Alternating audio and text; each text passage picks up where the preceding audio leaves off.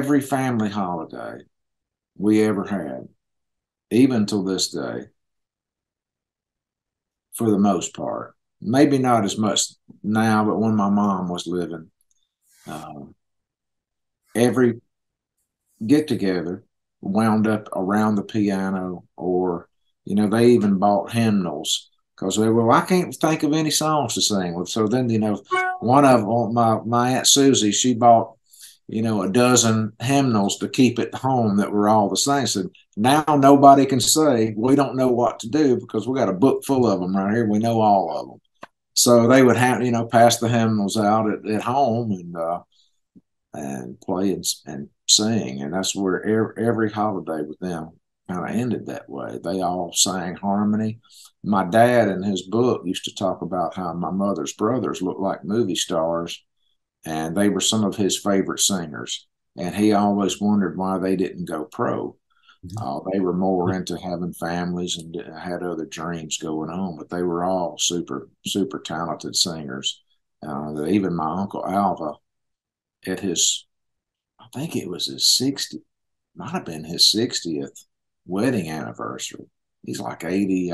He's about 80, but he sang to his wife, and my cousin had taped it, and I played that for my dad, and my dad was listening to it up by his ear, and my dad held his arm up. He had his hair was standing up all over his arms, and he said, "He still got it, man. He still got it." So, my dad was always a fan of those guys singing, my mother's brothers. So I got it on both sides of my family, and it was something that always came pretty easy for me.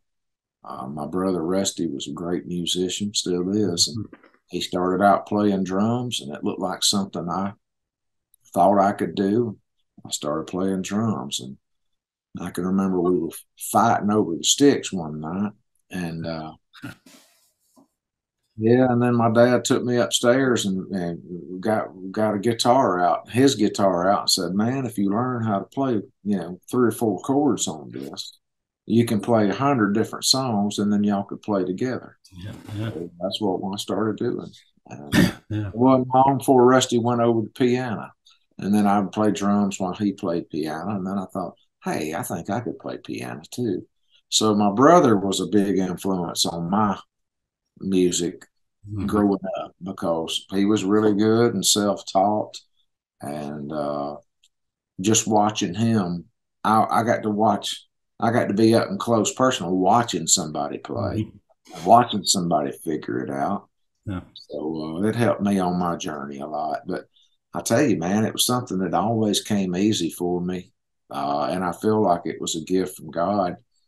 And I loved to do it more than anything. I'd get home from school, I'd go down there and I'd put on records, my favorite records. I had the speakers right up next to my ears so I wouldn't drown the record player out. I didn't have any headphones, and I'd play drums to it. Then I'd go play the piano to it or the guitar and try to figure it out.